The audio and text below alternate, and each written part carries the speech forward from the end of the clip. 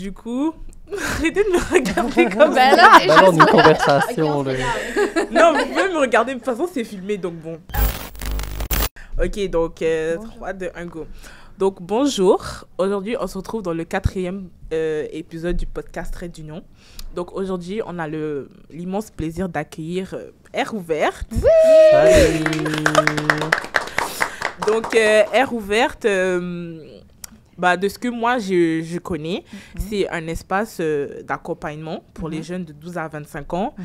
Et donc, il y a des gens sur place qui aident les jeunes dépendamment de leurs différents problèmes qu'ils ont. C'est ça? Oui. Ou... En gros. OK. Ouais. Fait que dans le fond, nous, on est, comme tu as dit, on a un service gratuit, confidentiel pour les jeunes de 12 à 25 ans. Puis comme tu l'as bien nommé, on fait de l'accompagnement. Fait qu'on fait de l'accompagnement ponctuel. Donc, des fois, il y a des jeunes qui vont venir nous voir, qui ont besoin de jaser, de parler maintenant, puis ils ne reviendront plus jamais. Puis c'est bien correct. Ou on fait aussi de l'accompagnement court ou moyen terme.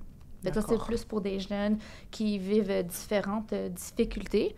Qu'est-ce que ça veut dire? Quel genre de difficulté? Ben n'importe quoi, en fait. Nous, on a vraiment une politique qu'on aime nommer de « no wrong door », ce qui veut dire il n'y a pas de mauvaise porte, si on veut. Exact. Donc, dans le fond, nous, on aborde tout. On n'est pas des spécialistes, on n'est pas des thérapeutes, on ne fait pas de la thérapie. On est une équipe multidisciplinaire, donc on a plusieurs différents professionnels. Donc, moi, je suis criminologue. On a des sexologues. Aujourd'hui, avec nous, on a... Oui, c'est ça. Vous avez oublié de vous présenter. Oui! C'est ça que j'allais dire. Fait qu'on va peut-être commencer avec ça. Bonjour. Moi, je m'appelle Anna Kramova. Je suis criminologue à Air Ouverte. Ouais, moi c'est Anthony, je suis stagiaire en sexologie à Air Ouverte aussi. D'accord. Et moi, c'est Léa. Dans le fond, je suis jeune père entraînant à Air Ouverte depuis janvier 2024. Oh, c'est récent. Donc, assez récent, ouais. Fait qu'on va revenir à qu'est-ce que ça veut dire. Exactement. Donc, les autres professionnels, c'est ça. On a des criminologues. Une criminologue, en fait, des sexologues, des travailleuses sociales, une psychoéducatrice, des éducatrices en éducation spécialisée. On a aussi un infirmier puis une infirmière qui font une clinique de santé sexuelle. Donc, eux, ils font vraiment tout ce qui a rapport avec la santé sexuelle. Donc, eux, ils peuvent faire des dépistages TSS gratuitement. Ils peuvent faire de la prescription pour la contraception. Ils peuvent faire des tests de grossesse. Donc, vraiment tout ce qui a rapport avec la santé sexuelle. Donc, eux, ils font ce volet-là. Puis le volet plus psychosocial, bien, c'est les autres intervenants. Puis nous, on aborde tout.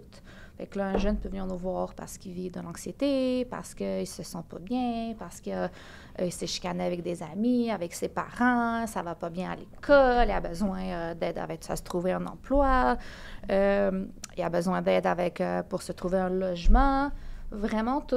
Mais comme j'ai dit, on n'est pas des spécialistes, on est plus comme des généralistes. Comme mettons, tu vas aller chez un médecin, il va t'accueillir, il va t'écouter, puis il va te référer à la bonne personne. Fait que des fois, nous, on est la bonne personne. Des fois, on ne l'est pas. Puis c'est correct. Puis quand on ne l'est pas, bien, on trouve la bonne ressource pour la personne qui va devant nous. Fait qu'on va vraiment faire un accompagnement personnalisé.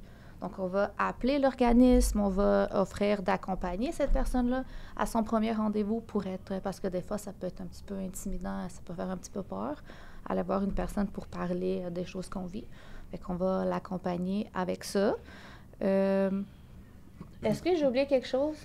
Non, c'est assez clair. Je pense que ça résume bien les services Air Ouverte en général. Moi, je peux plus vous parler de qu'est-ce qu'on fait au niveau de la sexo. T'sais, encore une fois, au niveau de la sexo, c'est vraiment large aussi. Là, c'est très, très général. Mais ça peut être n'importe quoi par rapport à l'image corporelle, par rapport à des questionnements, par rapport à l'orientation sexuelle, les configurations relationnelles. Ça peut être aussi par rapport à des vécus d'événements traumatiques. On peut parler d'agression sexuelle ou comme un avortement, des choses comme ça. Ça peut être vraiment des trucs par rapport à des enjeux, mettons, liés à la pornographie, la masturbation, comme n'importe quelle difficulté, juste en général avec la sexualité. Ça peut être aussi par rapport aux difficultés relationnelles. Fait que si quelqu'un, mettons, est dans une relation toxique ou se pose des questions par rapport à son copain, sa copine, puis veut savoir si, justement, c'est une bonne relation pour soi, ça peut être un sujet comme ça. Fait que c'est vraiment tout ce qui a rapport je me répète beaucoup, mais par rapport à la sexualité puis les relations, n'importe quoi qui touche à ça, ça peut être un bon motif de consultation. T'as oublié quelque chose? Avant ça, j'ai une question. Oui. Genre, comment est-ce que tu assures le jeune pour qu'il puisse parler de ce sujet avec toi, genre de la sexualité, pour qu'il puisse se sentir à l'aise de parler de ça? Comment est-ce que tu fais pour assurer le jeune Pour le rendre à l'aise, Pour le rendre à l'aise, ouais. Ben, c'est sûr que faut créer un lien de confiance avec la personne. Fait que c'est clair que la première fois que je rencontre la personne, c'est comme on va...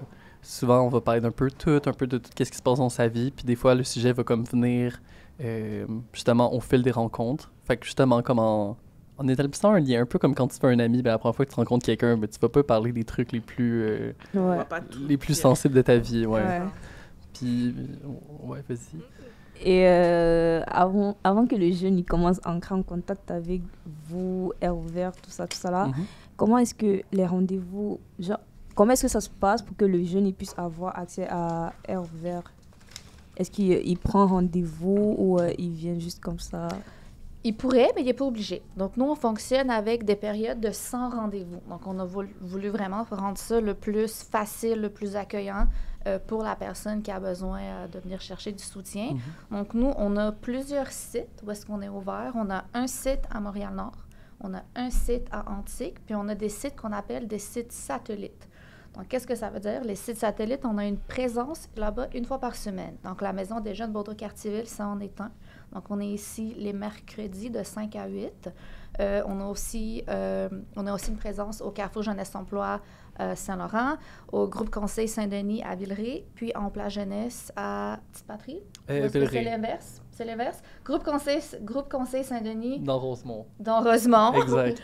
Puis Emploi Jeunesse à Villeray. Puis dans le fond, nous, on est juste présents. Fait que dans le fond, quand on est là, ben, une personne qui a besoin de nous parler a juste à se présenter pendant les heures que nous ouvrons. Puis on a des heures d'ouverture du lundi au samedi. Donc on a vraiment beaucoup de temps où est-ce qu'on se rend disponible à une personne. On commence à midi, on est ouvert certains soirs jusqu'à 20 heures. Fait que pour des plus jeunes qui ont de l'école, bien, ils ont l'opportunité de venir nous voir après. Également, on se déplace. Donc, on va prioriser qu'une première prise de contact sera faite par le jeune qui vient nous voir pendant une période de 100 rendez-vous. Mais après ça, une fois qu'un suivi est débuté, bien, on peut le rencontrer où est-ce qu'il veut. Moi, j'ai déjà fait des rencontres dans des parcs. On peut aller le rencontrer dans des cafés. On peut aller rencontrer dans un autre centre communautaire qui est plus près de chez lui. On peut rentrer dans des écoles. On peut appeler pour réserver un local. Donc, la grande réponse, c'est on a des 100 rendez-vous, tu n'as pas besoin de prendre un rendez-vous pour venir nous voir. Par contre, une personne qui veut absolument avoir un rendez-vous parce que ça peut créer un petit peu d'anxiété de savoir, bien, si je me présente, à quel moment est-ce que je peux rencontrer une personne? Est-ce que je vais attendre longtemps? C'est-tu comme tu t'en vas chez le médecin, tu attends pendant 3 heures? Bien, on a des rendez-vous sur Clic Santé que vous pouvez prendre. C'est pas tous les points de service qui en ont, mais certains en ont, puis c'est encore pendant la période du sans rendez-vous. Donc, c'est pas un horaire supplémentaire, c'est pendant des moments où est-ce qu'on est déjà en présence, mais quelqu'un qui veut absolument un rendez-vous peut le faire de cette façon-là. OK, intéressant. Puis toi, Léa, on t'entend J'étais plus calme. Mais dans le fond, moi, j'ai moi-même utilisé les services de Air ouverte quand j'étais un peu plus jeune. Et dans le fond, je suis jeune père entre aidants, donc maintenant, je peux un peu expliquer mon propre vécu en, bien sûr, parlant des services de Air ouverte. À quel point ça m'a aidé, qu'est-ce qui m'a poussé à aller vers Air ouverte, comment ça fonctionne, les rassurer s'ils ont des craintes, mais c'est vraiment les encourager de façon... juste à les encourager à prendre l'aide. C'est vraiment ça mon message que j'aurais tendance à dire. Des fois, on hésite, puis des fois, souvent, c'est que pourquoi est-ce que j'ai pas pris l'aide plus tôt? Pourquoi est-ce que tu ne mériterais pas de te sentir mieux, de te sentir compétent, juste plus en confiance plus tôt? Alors moi, j'encourage les jeunes, n'hésite pas à prendre l'aide. C'est gratuit, professionnel, confidentiel, c'est incroyable. Pourquoi pas? Donc, c'est vraiment ça que je dis en verbalisant avec mon propre vécu, avec ce que je sais de Air ouverte. Ah, mais du coup, genre, les jeunes pères entre aidants, ils ont déjà bénéficié des services et ils ont un peu du vécu. Du coup, avec les jeunes, ils peuvent avoir un lien, genre, par exemple. Exactement. C'est exactement ça le but. Donc, c'est également de verbaliser un peu de façon plus jeune, en parenthèse. Hey! Fais attention à ce que tu dis. OK, excuse-moi. Fait que dans le fond, c'est juste de dire de façon un peu plus commune, au langage peut-être plus courant, comment est-ce que ça nous a aidés. Pourquoi j'ai pris l'aide de Air ouverte. Donc, c'est vraiment ça que moi, que je veux dire, parce que souvent, moi, j'avais tendance à... Pourquoi je prendrais l'aide? Un peu m'apitoyer un peu sur mon sort. Pourquoi? Or, qu'est-ce que la personne va vraiment pouvoir faire pour m'aider? Pourquoi je peux juste pas aller en parler à des amis? Ben non, les personnes sont formées pour ça. Bien sûr qu'elles peuvent t'aider. Pourquoi attendre? Donc, c'est vraiment ça, un peu mon rôle. Donc, je fais plusieurs kiosques. On va dans les écoles secondaires, les cégeps. On n'est pas encore allé dans les universités, mais peut-être à voir. Mais dans le fond, c'est vrai, c'est vraiment le fun. C'est une façon d'aller chercher la clientèle, d'aller chercher les gens de façon plus dynamique. De promouvoir nos services, en fait. Oui, c'est vraiment ça. Il y en a, malgré qu'on est quand même très connus au sein de notre territoire, il y a quand même des jeunes qui ne connaissent pas ça. Donc, nous, le but vraiment, c'est de planter une graine puis de leur faire savoir que, hey, on existe. Fait que si jamais tu as besoin, si jamais ça va pas, ben tu peux venir nous voir, c'est gratuit, c'est facile, voici tes cartes, voici comment nous contacter. Ouais. Et Léa, est-ce que tu as déjà eu à aider un jeune en difficulté, genre qui a vraiment besoin d'aide et tu lui as déjà apporté ton aide face à cette difficulté? C'est une très bonne question. Personnellement, je ne suis pas spécialiste, donc je tiens vraiment à le préciser. Mon but, c'est vraiment plus de les diriger gentiment vers Air Ouverte. Donc, si par exemple, dans ou un les kiosque, autres services. Ou les autres services, exactement, parce qu'on fait du partenariat justement en communiquant avec les autres organismes communautaires. Moi-même, je suis plus en mesure de dire, ben tu sais quoi, tu cherches un emploi, c'est moins Air Ouverte, c'est plus Carrefour Jeunesse Emploi. Donc, c'est vraiment une façon aussi d'apporter le jeune à connaître les organismes communautaires. Je fais également des présentations sur les différents numéros pratiques, comme par exemple, ben 2.1, option 2, ben hey, il y a Air Ouverte dans cette option. Donc, c'est le fun, c'est une autre façon d'aller chercher Air Ouverte. Mais j'ai pas moi-même accompagné un jeune parce que je tiens vraiment à dire, je suis pas spécialiste, mais j'aime ça parler de mes propres enjeux, puis souvent, c'est que je peux relate. Donc, la personne me dit, tu sais quoi, j'ai beaucoup moins d'énergie en ce moment, j'ai perdu mon étincelle, j'ai l'impression de m'isoler beaucoup plus, les autres personnes me stressent, donc un peu d'anxiété sociale. Moi, je leur dis, ben je comprends, puis regarde, Air Ouverte peut t'aider. Donc, c'est vraiment ça dont je parle avec les jeunes, plus que vraiment un accompagnement. Je laisse ça à Anna, là. Ouais. En mode promotionnel. Non, c'est ça. Mode promotionnel, ça me va bien. Donc, ouais. Mais moi, j'ai une question. Bon, encore pour toi, Léa. Il n'y a pas de problème, j'adore ça. Et aussi, oublie pas de parler dans le micro parce que oui, et moi, c'est ça, je bouge. Okay. En fait, vu que tu as un peu parlé de c'est quoi ton rôle, je me dis, mais du coup, comment tu as fait pour être, genre, recruté, entre guillemets, c'est-à-dire tous ceux qui sont... Parce que tu as dit, t'as eu les services de Air Ouverte, du coup... Comment tu as fait comme pour travailler là-bas? Genre, est-ce que c'est comme ils t'ont engagé ou n'importe quel jeune qui a eu des problèmes peut devenir père entraînant? C'est ça ma question. Ben, je vais amener une petite nuance. C'est pas obligatoire qu'une personne a déjà eu des services à Air Ouverte pour appliquer pour le poste de jeune père entraînant. C'est juste arrivé que Léa, c'est un petit peu comme ça. Je pense que tu as connu, que tu as été mis au courant que ce poste-là existait parce que tu connaissais déjà Air Ouverte. En fait, oui et non. Moi, je suis passée par le Carrefour Jeunesse Emploi. Voilà. Donc, c'est ma mère qui me dit « Ah, ben regarde, je pense que ça serait le temps là, que tu cherches un emploi. » Je suis comme « OK, maman, great. » Donc, j'ai compris, merci. C'est ça, great. Donc, j'ai commencé à chercher justement quel organisme pourrait m'aider pour commencer à faire un CV, une lettre de présentation, comment faire pour être convaincante pendant une entrevue. Et c'est vraiment avec le Carrefour Jeunesse Emploi de Bordeaux-Cartierville qui m'a aidée. Et ils m'ont dit « Hey, regarde, il y a un poste qui te conviendrait bien avec Air Ouverte en tant que jeune père entraînante parce qu'ils ont vu un peu la façon dont je suis, c'est quoi mes forces, mes faiblesses, puis ils ont vraiment pris le temps avec moi de voir, bien, ce poste-là te conviendrait vraiment. Juste applique. Applique, on connaît la gang, ils sont vraiment le fun. Essaye-toi, puis on verra qu'est-ce que ça donne. Donc, dans le fond, moi, j'ai eu le poste avec mon collègue Mathieu. Il n'est pas là ce soir, mais il nous dit un petit bonjour. Et dans le fond, c'est vraiment par le Carrefour Jeunesse Emploi. Donc, comme j'ai dit un peu tantôt, le fait de connaître les autres organismes, ça peut vraiment aider. C'est comme un filet pour nous aider. Donc, ouais. Je tiens à mentionner que Léa est venue porter son CV à Air Ouverte un samedi pendant une tempête de pluie. J'ai été choquée qu'une personne décide de sortir de sa maison. Moi, j'étais au travail, fait que c'est correct. Mais j'ai été choquée qu'une personne sorte de chez elle pour quoi que ce soit cette journée-là. Puis elle s'est présentée avec son CV parce qu'elle voulait à ce point-là C'est quand même avoir ce poste-là. une Fait que bonne démonstration. c'était vraiment voulu, le plus bien pensé, puis c'était fait Vous avec... voulez vraiment le c'était- travail. Mais est-ce Ouais. que vous l'avez embauchée parce qu'elle a fait ce petit sacrifice Non. ou bien parce qu'elle méritait vraiment... Elle le méritait vraiment. On a eu plusieurs personnes qui ont appliqué. En fait, c'est un poste qui a été créé en partenariat justement avec le Carrefour Jeunesse Emploi. Puis il a été affiché un petit peu partout. Ça n'a pas été affiché juste à Air Ouverte, là. Ça a vraiment été mis en ligne là, pour que n'importe qui veut puisse appliquer. Il y a eu un processus d'entrevue, puis 2 personnes ont été choisies. Donc, D'accord. est-ce qu'il y a une limite d'âge pour être ou pas? Genre, il faut, par exemple, je suis sûre que toi, t'es majeur. Mais est-ce que, genre, par exemple, moi, je pourrais être père entrée dedans?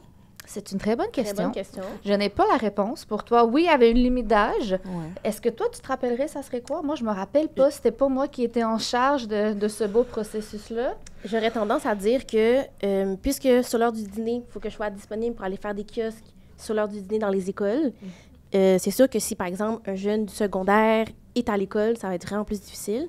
Au cégep, j'avais quand même cette possibilité d'avoir un emploi dans mes flexible? heures, exactement, Ouais. plus flexible dans mes heures où j'ai pas de cours. Donc, c'est sûr que ça pose un petit enjeu. Par contre, je pense pas qu'il y avait de limite d'âge, peut-être 25 ans, parce que c'est la limite ok. de Air Ouverte, mais pas que je sache. Ouais. Ok. Mais il y avait une date limite avant laquelle comme tu dis, là, je pense pour le secondaire. C'était peut-être 16, 17, je sais plus. Mais je sais qu'il y avait avant un certain âge, ça fonctionnait pas justement avec ces contraintes là. Parce qu'il y a aussi une heure minimum, un montant de minimum d'heures que Léa doit nous fournir, doit fournir pour l'emploi. Puis des fois, il y a des présences la fin de semaine, il y a des présences en soirée. Donc, Et c'est aussi partout un peu dans la ville, donc dans le territoire du CIUS. Je dois me promener, par exemple, je peux aller à Rosemont, ensuite je viens ici, ensuite je peux aller à Saint-Laurent.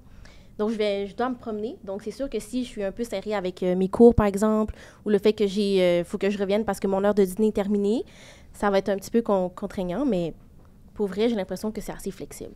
Si on a une bonne discussion, on va pouvoir s'arranger, si quelqu'un est intéressé par le poste. Ouais, puis il faudrait un poste ouvert aussi. Ça, c'est un autre... un quoi? Il faudrait qu'il y ait des postes. Moi, il n'y en a pas pour l'instant, Ouais, c'est malheureusement. Les 2 postes sont comblés. mais je peux vous revenir avec la vraie réponse là, pour le limite d'âge. D'accord. Nice. Bah, ma prochaine question, c'est pour Anthony. Ouais. Je voudrais savoir, en tant qu'étudiant en sexo, Ouais. comment est-ce que tu travailles avec les intervenants, par exemple Anna, pour apporter ton soutien aux jeunes? Ben, c'est sûr qu'initialement, quand je suis arrivé au début du stage, là, ça fait à peu près presque 3 mois que je suis ici. Au début, j'étais vraiment juste là en observation. Fait que souvent, comme j'allais dans des rencontres, je m'assoyais dans le coin puis je m'arrangeais pour qu'on m'oublie. Fait que là, j'étais juste là à regarder, je prenais des notes puis je voulais voir comment que les autres intervenaient. Mais là, de plus en plus, j'ai commencé à faire la co-intervention. Fait que je faisais des suivis avec un autre intervenant qui avait comme plus d'expérience que moi. Puis là, depuis quand même à peu près 1 mois, maintenant, je fais mes propres suivis. Dans le fond, on m'a remis... on m'a confié la charge de des jeunes qui, justement, ils ont des problèmes vraiment comme axés sur la sexualité. Puis là, moi, je fais leur suivi one-on-one avec eux, de la même façon que comme n'importe quel autre intervenant le ferait. Est-ce que quand tu dis suivi, c'est genre... comment tu travailles? Genre, est-ce que tu leur donnes des conseils? Est-ce que tu peux nous expliquer un peu, genre, comment tu travailles avec des jeunes? Ouais. Ouais. Ben, souvent, les jeunes vont venir me voir, mettons, une première fois. Je les rencontre, je leur pose 1001 questions, je vais explorer toute leur sphère, mettons, comme comment ça va à l'école, comment ça va avec ta famille, tu sais, aller un peu voir les différentes sphères de leur vie, comment ça se passe. Tu sais, je vais rencontrer peut-être 2, 3 fois, puis je vais être vraiment plus en mode passif. J'analyse c'est quoi comme leurs besoins, puis c'est quoi leurs difficultés. Puis après, la 3e rencontre, souvent, je vais leur présenter un peu comme moi, c'est quoi mon... Comment dire, je sais pas c'est quoi Ton le bon plan mot. de match, maintenant. Mon plan de match, présenter un exact. plan de match. Exact, je leur dis, OK, voici ce que je catch de tes problèmes, voici ça serait quoi mon plan de match avec toi. Puis là, c'est plus là que je vais commencer à donner des conseils, puis qu'on va plus se mettre en action, genre. D'accord. Est-ce que... Toi, tu Fait veux vraiment quelque chose de concret. Ouais. Est-ce que tu serais capable, Anthony, de nous nommer, sans donner de nom, vraiment, Ouais. mettons, soit un suivi que tu as en ce moment, ou peut-être même un suivi que tu aurais observé, mais juste une problématique qui a été amenée, puis comment un petit peu, qu'est-ce qu'on fait pour travailler ça. Ouais, merci Ouais. Anna. Il y a un truc qui est quand même, qui revient beaucoup dans nos suivis en sexologie, puis il y a beaucoup de gens qui vivent des agressions sexuelles, c'est triste à dire. Fait que souvent, qu'est-ce qu'on va faire? Ben justement, comme on rencontre ces personnes-là, puis on détaille ce qui est arrivé, on les accueille, on leur apporte du soutien émotionnel. Puis mettons avec eux, les personnes qui vivent des actes criminels comme ça, ils ont droit à un certain programme qui s'appelle l'IVAC, qui est l'indemnisation pour les victimes d'agressions d'actes criminels, exact. Fait que mettons avec eux, ce qu'on va faire, c'est qu'on va remplir tout un formulaire avec eux pour qu'ils puissent avoir accès à des soins payés par ce service-là.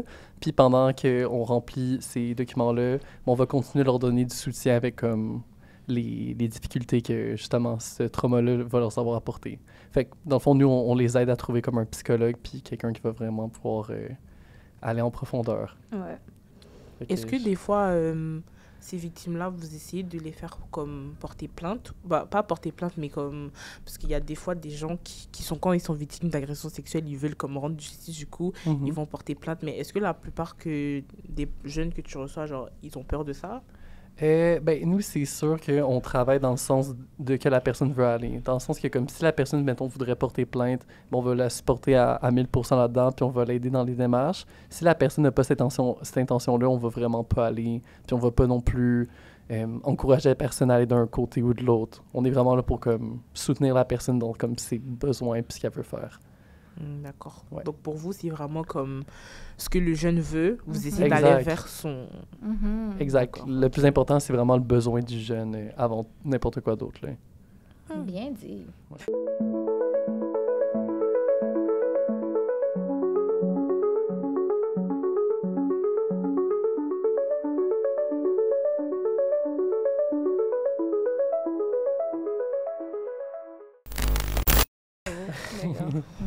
Bah, merci. Je reviens sur Anna. J'aimerais que tu nous expliques un peu à quoi consistent les activités de sensibilisation que tu organises. Ben, je vous dirais que Air Ouverte, on est vraiment un service d'accompagnement individuel. Fait que ce qu'on fait en tant que tel, des activités de sensibilisation, je dirais que non. Par contre, il y a des choses qu'on organise avec d'autres organismes communautaires qui nous en font la demande. Donc, par exemple, on fait une boîte à questions sexo. Il y en avait une ici il y a une couple de semaines. Anthony, justement, ils en fait une la semaine prochaine, je pense. Puis ça, en quoi ça consiste, en fait, c'est qu'on a une boîte. On a une boîte à questions qu'on amène à l'organisme. Les jeunes mettent des questions de façon anonyme. On va chercher la boîte, on garde un petit peu les questions pour être sûr que s'il y a des choses plus techniques, bien on peut je dis on, là, mais c'est les sexos. Ouais, on se prépare à l'avance. Peuvent se préparer. Puis là, ils retournent à l'organisme à un moment prédéterminé pour répondre à ces questions-là. Fait que là, ça fait une activité de sensibilisation un petit peu si on veut, mais il y a ça. Sinon, on va nous inviter beaucoup dans les écoles pour, mettons, des semaines de sensibilisation voyons. Pour la santé mentale? Pour la santé mentale, sensibilisation au suicide. À la drogue aussi. À la drogue aussi. Ça va vraiment dépendre des invitations qu'on reçoit. Puis là, on va se présenter. Il y aura souvent d'autres organismes. Puis nous, on va monter notre petit kiosque. Puis on va parler aux jeunes. Puis on va les inviter, encore une fois, à venir nous voir au besoin s'il y a des enjeux en lieu avec le thème qui est un petit peu plus parlé cette semaine-là. Ou sinon, on leur présente tous nos services quand même pour leur dire qu'on existe. Fait que si ça va pas, ben, venez nous voir. Et T'avais une question? Non, bon, lorsque vous partez souvent peut-être dans des établissements, sensibiliser les jeunes pour ces trucs-là en général, est-ce que vous en massez souvent est-ce que il y a... Ah, comment je peux poser la question? Est-ce qu'il y a souvent plus de jeunes intéressés ou bien plus de jeunes qui ne sont pas intéressés? Comment les jeunes réagissent face à tout ça? Genre? Je te dirais que ça dépend beaucoup de est-ce qu'on est le seul organisme qui est là ou est-ce qu'il y en a plein. S'il y en a plein, ils seront plus tentés à aller faire le petit tour avec leurs amis pour parler à tout le monde. Bon, supposons que vous êtes le seul organisme. Ouais. Ça va dépendre de l'âge aussi, je te dirais. On a tendance on a un petit trou une grosse roue là, qu'on tourne, puis il y a des belles couleurs, puis on amène des condoms, des bonbons, des petites affaires juste pour les accueillir un petit peu. Parce que, tu sais, faut pas se le cacher que quand on est un petit peu plus jeune, puis qu'on voit une personne inconnue, puis c'est juste eux, puis on est à l'école, des fois, c'est un petit peu, tu sais... on est peut-être stressé, on est gêné, fait qu'ils n'ont peut-être pas tendance à venir nous voir. Il y en a que oui, avec les bonbons, ça fonctionne vraiment, vraiment bien. Donc là, ça nous permet de rencontrer plein de gens. Il y en a qui viennent juste pour les bonbons, puis c'est bien correct. Mais il y en a d'autres qui viennent pour vraiment avoir de l'information. Puis on s'arrange pour que tout le monde quitte avec des petites cartes. Comme ça, si éventuellement ils ont des besoins, bien, ils vont peut-être se rappeler de cette fois-ci qu'ils ont tourné une roue, puis qu'ils n'ont pas dit une question, puis qu'ils ont eu un petit bonbon d'Halloween. Mais c'est souvent le plus de cossins qu'il y a sur la table, le plus que les gens viennent. Ouais. C'est comme, c'est lié. C'est ça. La question que je vais poser, genre, c'est à libre de vous, chacun de vous de répondre, mais comme, est-ce que des fois, genre, les problématiques que vous entendez, genre, ça vous fait pleurer? Il y en a une qui vous a déjà fait pleurer, genre? Ou pas vraiment, genre... C'est tout. Mais c'est vrai que tout, ça, c'est touchant, mais comme, est-ce qu'il y en a vraiment, comme, des fois, une en particulier, genre, quand vous entendez un jeune, vous dites, ah ouais, c'est vraiment triste, et puis il y a une petite larme et tout qui coule? Moi, personnellement, on est des humains, nous aussi. Fait que si on entend des histoires de quelque chose que mettons, on a vécu récemment, comme par exemple, j'ai perdu ma grand-mère il y a quelques mois. Puis quand j'ai des personnes qui viennent puis qui me parlent d'un deuil qu'ils vivent, ben ça fait remonter des petites émotions. Fait que ce genre de situation-là me touche un petit peu plus. Je pars pas à pleurer devant la personne non plus. Là, on se contrôle. Mais pour moi, je dirais c'est ça. C'est quand un jeune vit quelque chose qui me rejoint, peut-être soit plus personnellement, ou que j'ai quelqu'un dans ma vie qui a vécu quelque chose de difficile, ça vient toucher mon petit cœur. Mais c'est pas mal ça. Je dirais la même chose aussi, dès que comme justement, c'est plus ça vient chercher mon propre vécu personnel, c'est là que ça devient plus sensible. Mais je pense qu'en tant qu'intervenant, on apprend quand même à comme se réguler émotionnellement, puis justement à comme se contenir, mais en fait, vous êtes comme par exemple, genre, bon, j'allais dire, vous êtes comme des médecins par exemple qui essayent de sauver la vie d'un patient, puis qu'au final il décède, genre. Oh my God! Ouais, c'est bien dramatique! Ouais. Non, mais je pense que l'exemple est trop intense. Ouais. Mais genre, c'est pour dire que genre, comme vous entendez différentes histoires de jour en jour, du coup, vous êtes comme un peu habitué, du coup, même s'il y a un truc qui est blessant, vous allez comme vous retenir là, genre c'est... Habitué ou non, je dirais qu'on s'habitue jamais quand il y a quelqu'un qui est en détresse devant nous puis qui vit de la peine. Par contre, nous, on essaie toujours avec la personne qui est devant nous, à y faire réaliser, c'est quoi les choses à toi qui te font du bien. Fait qu'on parle de ça, puis en même temps, c'est quelque chose qu'on applique envers nous aussi.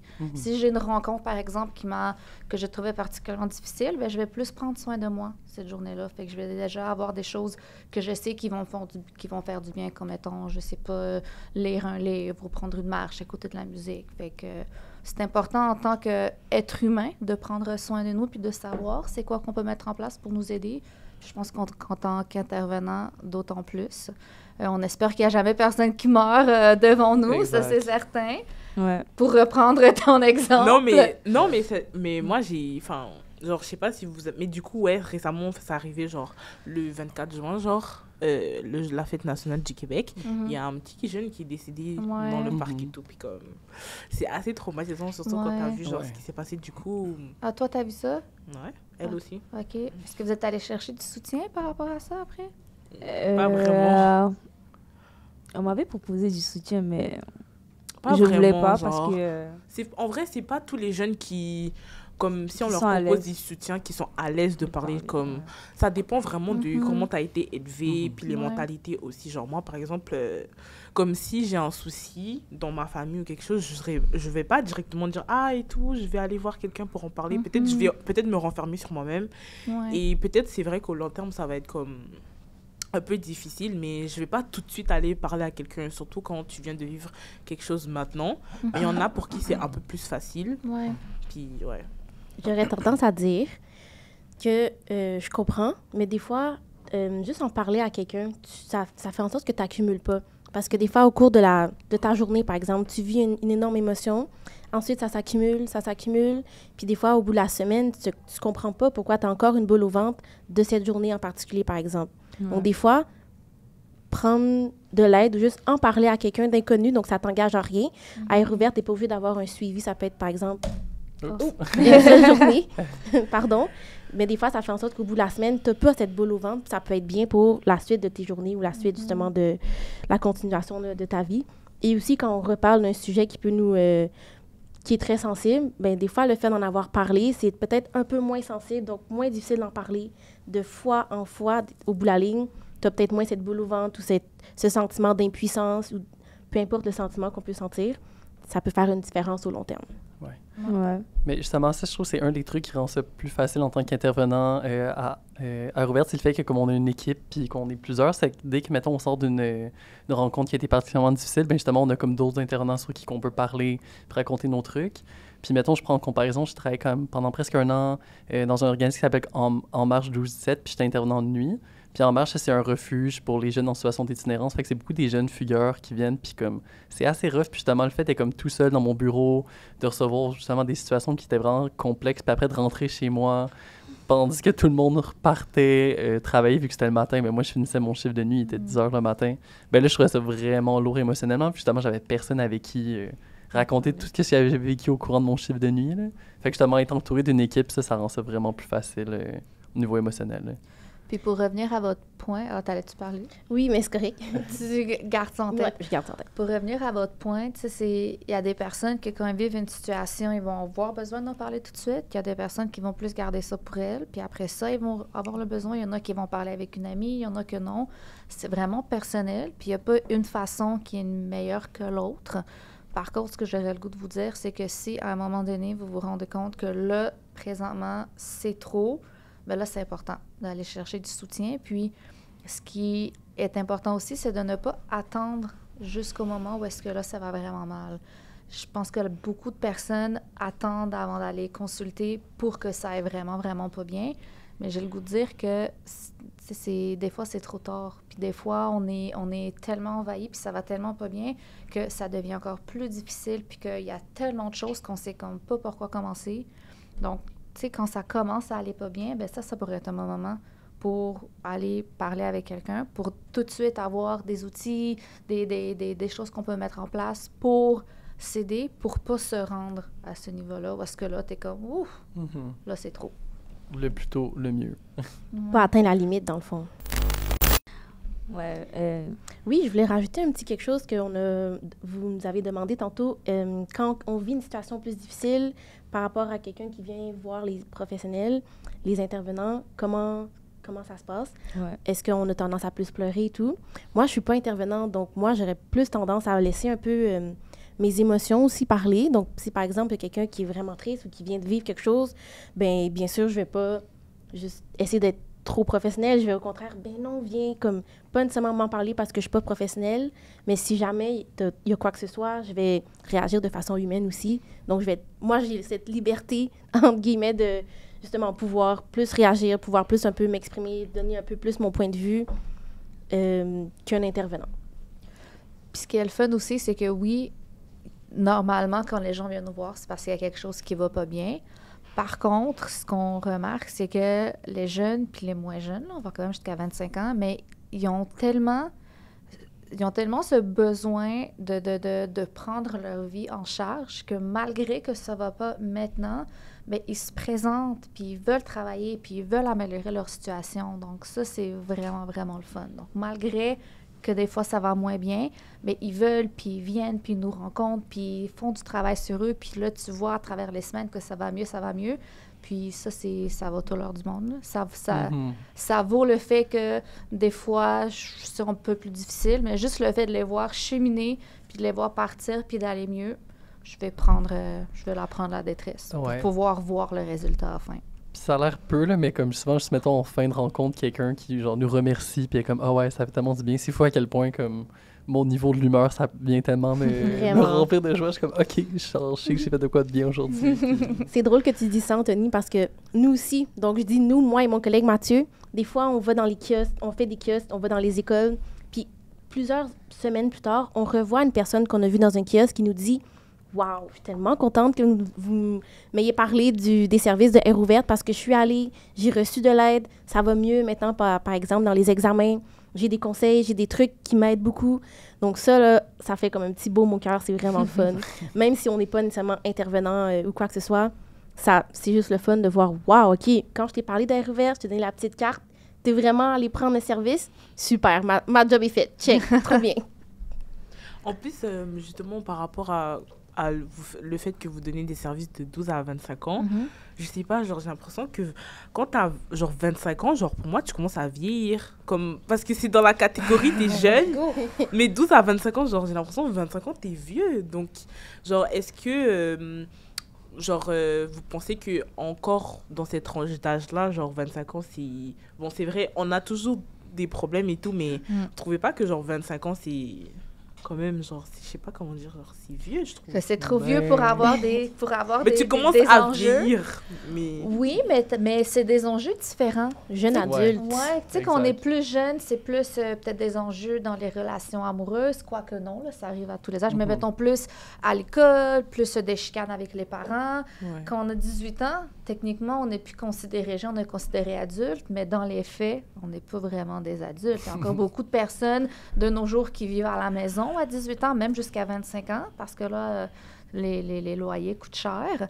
Mais on voit que c'est d'autres types de problématiques qu'on rencontre plus entre, mettons, 22 puis 25. Fait que ça serait peut-être plus des choses en lien avec la recherche à l'emploi, peut-être quelqu'un qui aurait abandonné l'école parce qu'il a vécu des enjeux, puis là, il aimerait recommencer, mais là, son secondaire n'est pas terminé, puis là, il sait comment se placer.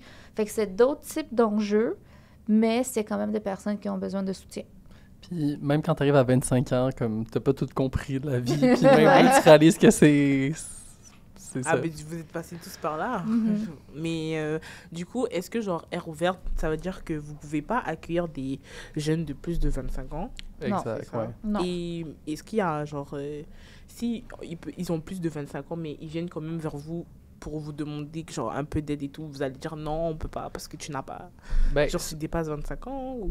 On va pas prendre comme vraiment un suivi comme en charge, mais mettons que quelqu'un appelle qui a 26 ans ou se présente au service, on va quand même essayer de les rediriger vers la bonne place. C'est sûr qu'on va être pas comme « Ah non, je raccroche, t'as 26 ans. » Donc, vous avez jamais eu des exceptions?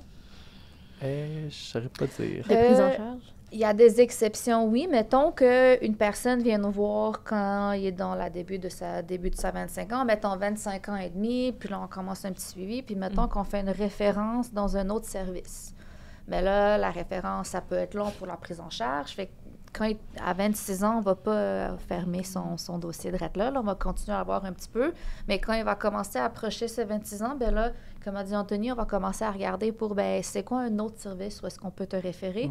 Parce que on arrive à cet âge-là que là, on ne sera plus vraiment en mesure de te suivre pendant un petit bout. Fait qu'il y a l'accueil psychosocial au CLSC. Où est-ce qu'on peut référer des jeunes. Puis il y a aussi des organismes communautaires. Il y en a vraiment beaucoup, dépendamment du besoin de la personne qui pourra l'accompagner. Fait que non, on ne ferme pas la porte. Une personne qui a 26 ans ou plus qui vient nous voir pour la première fois, on va peut-être le rencontrer une fois pour le rediriger tout de suite. Une personne qu'on a déjà commencé un suivi avec puis qui a 26 ans, on va peut-être le garder un petit peu plus le temps d'y trouver la bonne place pour lui ou elle.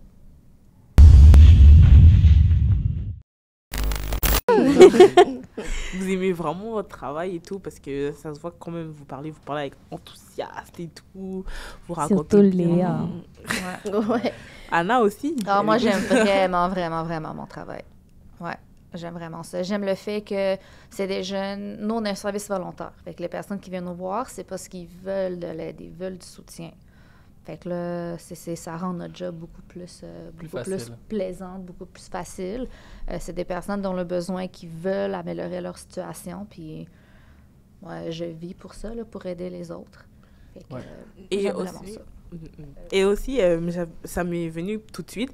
Est-ce que genre vous avez déjà vu comme quelqu'un évoluer avec vous? Ça veut dire par exemple quelqu'un qui est venu comme il avait, je sais pas moi, 14, 15 ans et il revient genre quand il est dans la vingtaine et tout. Est-ce que ça vous est déjà arrivé? Oui, ça arrive. Moi, ça m'est pas arrivé à moi personnellement, mais vu qu'on a un service vraiment pour les 12 à 25 ans, il n'y a pas de limite au nombre de fois qu'une personne peut venir nous voir. Fait qu'on peut peut-être avoir un suivi avec une personne quand elle a 15 ans pour, je sais pas, quelques mois. Ensuite, sa situation pour laquelle elle est venue initialement s'est améliorée, elle s'en va. Après ça, mais tu sais, on garde un lien. Fait qu'une personne qui vient pendant le 100 rendez-vous a une première rencontre avec un intervenant qui est là pendant le 100 rendez-vous, puis après ça, il est pris en charge, soit par la personne qu'elle a rencontrée la première fois ou par une autre personne, puis on échange nos numéros de téléphone. Fait que par après, on se contacte par texto. Fait que pour revenir, si, mettons, je fais un suivi avec une personne, elle est partie, 2 ans plus tard, elle me texte pour dire « Hey, Anna, je me suis vraiment chicanée gros avec mon copain, avec ma mère, avec peu importe, ça va pas bien, je peux-tu venir te parler? » Ben parfait, viens-t'en. On parle une fois, elle ventile, c'est terminé. Puis là, elle revient 1 an plus tard pour d'autres affaires. Ça se fait, absolument. Tantôt, tu as demandé « est-ce que vous aimez votre travail? » Moi, j'ai dit oui avec beaucoup d'enthousiasme. Dans le fond, je trouve que c'est vraiment bien Air ouverte parce que ça m'a permis d'apprendre plusieurs choses sur moi. Parce que dès le départ, je suis quand même une personne assez gênée, plutôt calme, timide, réservée. Mais aller parler dans les kiosques, ça m'amène à aller vers les gens. Donc, ça m'amène à porter mon regard plus sur les personnes. Ça m'a ouvert aussi à toute la communauté d'organismes communautaires que malheureusement, peut-être, c'est pas assez connu, ou du moins que moi, je connaissais pas au début. Donc, ça, c'est le fun. On fait aussi des connexions, des liens avec les intervenants des autres organismes. On apprend, justement, on rencontre plusieurs personnes de kiosque en kiosque. Souvent, c'est un peu les mêmes personnes qui reviennent. Donc, c'est le fun. On fait des partenariats. Et moi, ça m'a vraiment dégainée. Donc, aller plus vers les gens, plus m'affirmer aussi. Donc, c'est vraiment le fun. Et aussi, je trouve ça le fun aussi de redonner. Pour moi, c'est ma façon, parce que je ne suis pas encore professionnelle, mais c'est ma façon de redonner un peu tout l'aide que j'ai reçu quand j'allais à Air ouverte ou, justement, quelqu'un me dit « Ah, je suis très gênée », je comprends. Super, on va pouvoir seulement plus en parler. Je peux te rediriger vers Air ouverte, mais je trouve que ça crée un lien, ça fait du bien de pouvoir redonner un peu les connaissances que moi-même j'ai acquis, ou du moins cette confiance que je peux dégager, que cette personne pourrait dire, ben, tu sais quoi, je suis gênée. Léa aussi était gênée quand elle était plus jeune. Wow, peut-être que je pourrais me dégêner aussi, ou du moins apprendre à être plus affirmée dans mes propos et justement faire des liens. Et aussi, j'ai l'impression que ça m'aide beaucoup avec... c'est un peu un avant-goût, on va dire, de un jour, si je deviens professionnelle, ça va ressembler un petit peu à quoi? Donc, le monde peut-être plus comme professionnel, lucieuse. Donc, apprendre, OK, ben eux, qu'est-ce qu'ils vivent dans leur... pendant les interventions, comment ça se passe? OK, j'ai une meilleure idée concrète. C'est quoi que ça fait, par exemple, une criminologue? Qu'est-ce que ça mange en hiver? Qu'est-ce que ça fait? Qu'est-ce qui se passe? Donc ça, des fois, c'est intéressant pour prendre des décisions sur un éventuel parcours professionnel pour moi. Donc, c'est ça. C'est vraiment aller à l'encontre des autres et essayer de voir comment me dégêner, comment apprendre tout en étant ouverte aux autres et de redonner. Ça boit beaucoup de café, une criminologue. Ouais. C'est bon à savoir. savoir. Parce que tout à l'heure, tu as dit ça te permet de voir comme qu'est-ce que ça a fait si tu es spécialisé. Du coup, tu comptes te spécialiser comme dans ce domaine-là? Oui, donc dans le fond, moi, seulement, je suis au cégep et c'est la grosse question que plusieurs cégepiens vivent. Mais OK, où aller à l'université? Quoi faire de mon avenir? Puis des fois, ça peut être un peu pesant sur la conscience, comme OK, là, j'ai un peu mon avenir entre les mains. Si je m'en vais là, ça va donner telle ou telle conséquence. Mais des fois, c'est de dédramatiser. Mais oui, j'ai l'impression que ça me dit, OK, ben regarde, est-ce que tu aimerais ça être sexologue, criminologue? Dans ce milieu-là, c'est sûr que j'aimerais évoluer. En ce moment, je pense que je vais faire un bac en psycho parce que ça ouvre quand même plusieurs portes. Ça me laisse le temps aussi de voir. Et j'adore tout ce qui est psycho, prendre le temps de réfléchir sur nous, se poser des bonnes questions, se questionner, OK, mais j'ai réagi de telle façon, comment j'aurais pu réagir d'autres, sachant maintenant les connaissances que j'ai grâce à Air ouverte. Donc, c'est vraiment le fun. Moi, j'adore ça, faire du travail personnel. Là, j'aime bien ça. Ah ouais, j'aime ça. Ouais. Mais moi, un truc que je trouve cool de mon emploi, qui est comme, je trouve qui différencie, mettons, des emplois étudiants que j'ai fait plus jeunes, c'est que je sens que c'est vraiment comme un emploi qui est comme lié avec mes valeurs, dans le sens que comme c'est vraiment ce que je crois, puis j'ai l'impression de comme apporter de quoi positif dans le monde. Versus quand, mettons, je travaillais dans des cafés ou des restos, je sentais que j'étais plus là pour générer comme un profit à une entreprise. Versus là, je sens que je suis vraiment là pour aider les gens, puis justement, ça se concorde avec mes valeurs. Fait que c'est vraiment plus satisfaisant comme emploi, là. Et toi, Anna?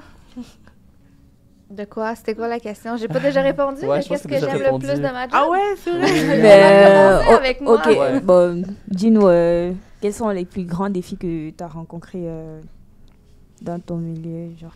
Les plus grands défis que j'ai rencontrés, my God, c'est une bonne question. Mais en soi, vous en Bah, rencontrez c'est tous ouvert les à tout le jours. monde. Ouais, hein. ouais, ouais. Vous en rencontrez pensé.